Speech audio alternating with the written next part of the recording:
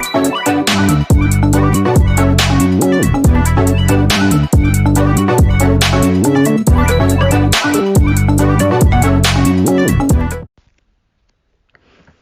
guys, welcome back to my channel. Today we'll be doing an adult colouring and true crime video.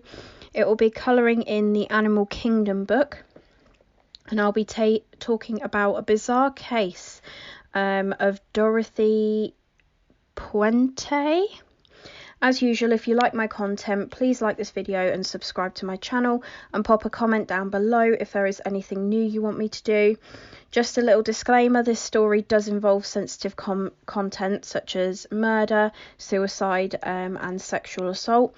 So if this is something that you wouldn't like to hear about, then please click off the video. Viewer discretion has been advised.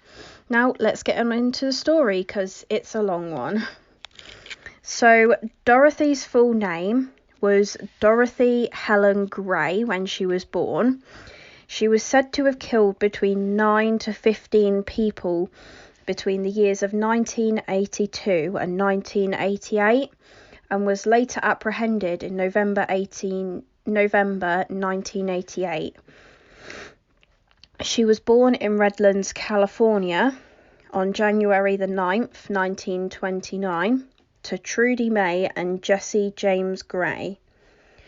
She did have a traumatic upbringing. Her parents were both alcoholics, and her father repeatedly threatened to commit suicide in front of the children. Her father then died of tuberculosis in 1937, and her mother lost custody of the children in 1938 and died in a motorcycle accident by the end of the year.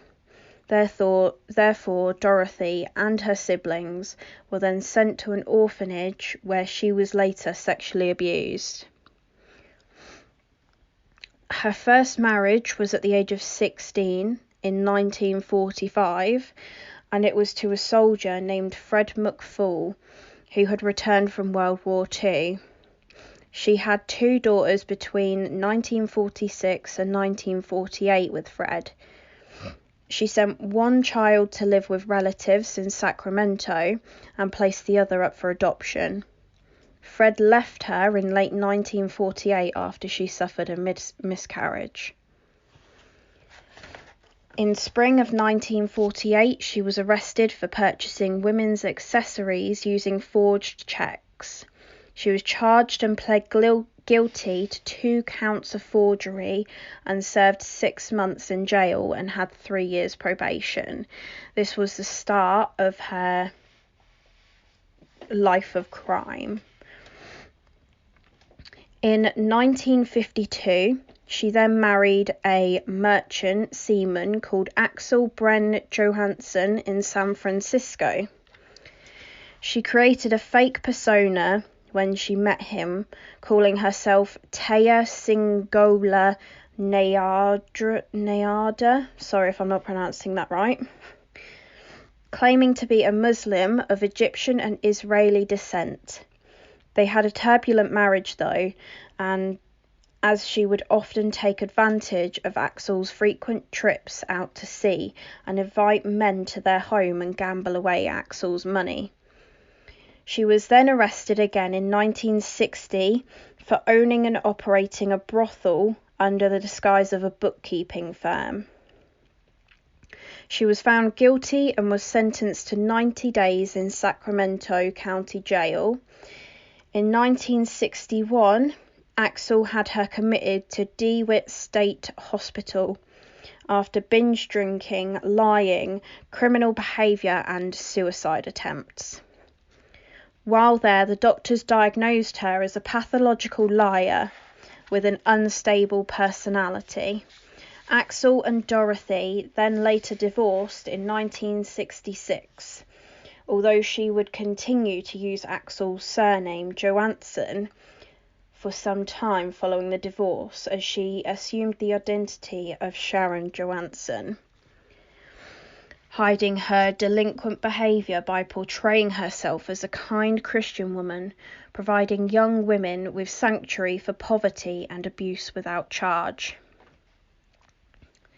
In 1968, She married Roberto Jose Puente, but after 16 months the couple separated after Dorothy accused Roberto of domestic abuse.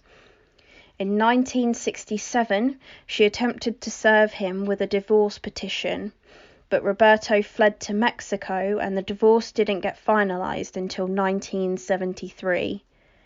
However, Dorothy would continue to use the surname Puente for more than 20 years after the divorce. Following the divorce, she would focus on running a boarding house located in Sacramento. She established this boarding house as a resource for the community to aid alcoholics, the homeless, and the mentally ill by holding AA meetings and assisting individuals to sign up to receive Social Security benefits. She physically changed her appearance to look like a more respectable, older person of the community. She put on vintage clothing, large granny-style glasses, and let her hair go grey. She would also present herself as a respectable person of the Sacramento Hispanic community, doing things like funding charities and scholarship programs, etc. She then met and married Pedro Angel Montalvo. Again, sorry if I'm not pronouncing that right. Though he would later abruptly leave the relationship only a week after they had gotten married. In 1978, Dorothy was charged and convicted of illegal cashing 34 state and federal checks that belonged to the tenants of her boarding house. She was given 5 years probation and was ordered to pay $4,000 back. In April 1982, Dorothy's friend and business partner Ruth Monroe rented a space in an apartment she owned. However, shortly after moving in, Ruth died from an overdose of codeine and Tylenol. When Dorothy was questioned by police, she said that Ruth became depressed because of her husband's illness. After this, the police ruled it as a suicide. Several weeks later, 74-year-old Malcolm Mackenzie accused Dorothy of drugging him and stealing his pension. Dorothy was arrested and convicted of theft in August of that year and was sentenced to 5 years in jail. When she was in jail, she became a pen pal. She started a pen pal relationship with a gentleman, an elderly gentleman, 77 years old, and his name was Everson Gilmouth. Sorry, again, pronouncing things incorrect. When she was released in 1985, after serving only 3 years, she opened a joint bank account with Everson.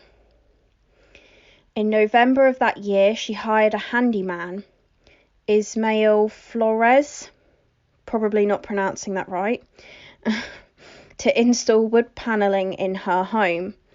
After he had completed the job, she paid him a $800 bonus and gave him a red 1980 Ford pickup truck, which was the exact same model and year of Everson's car. She told Ismael that the truck belonged to her boyfriend who had given it to her. She also hired Ismael to build a box which was 6 feet by 3 feet by 2 feet. Now imagine that in your head. What does that look like? We all know what that looks like. It looks like a coffin. Which she said she would be using to store books and other items. Her and Ismael then travelled to a highway in Sutter County and dumped the box in a riverbank. I mean, if someone told me to build a box that looked like a coffin to store books and stuff in, and then asked me to help them dump it in a river, nah, that's shady. That's shady. Why would you do that? Anyway, on January 1st, 1986, The box was recovered by a fisherman, who then called the police. When the police arrived, they opened the box and they found the decomposed remains of an elderly man who would not be identified as Everson Gilmouth for another 3 years' time. During this time, Dorothy collected his pension and forged letters to his family. Also during this time, she would continue to house elderly and disabled tenants in her boarding house. While they were living there, she would read their mail and would take any money or social security checks they would receive. She would pay each of them monthly payments that kept the remainders for what she claimed were expenses for the boarding house. The house was visited by several parole agents because of previous orders for her to stay away from elderly people and not to handle government checks. Despite these frequent visits, she was never charged with anything. It's a bit weird, really, isn't it? Because she's obviously in the same house as elderly people. Neighbours started to grow suspicions when she adopted a homeless alcoholic man named Chief as a handyman. She had Chief dig in the basement and remove soil and garbage from the property. Chief would then put a new concrete slab in the basement before disappearing. In November 1988, another tenant, Alvaro Montoya, disappeared. Alvaro was developmentally disabled and had schizophrenia. After he failed to show up to his meeting, his social worker reported him as missing. After this, the police arrived at Dorothy's boarding house and began to search the property. They discovered recently disturbed soil and they were able to recover 7 bodies buried in the backyard. When the investigation began, Dorothy was not considered a subject. I don't know why, because it's obvious. It's just obvious. Anyway, as soon as the police let her out of sight, she then fled to Los Angeles.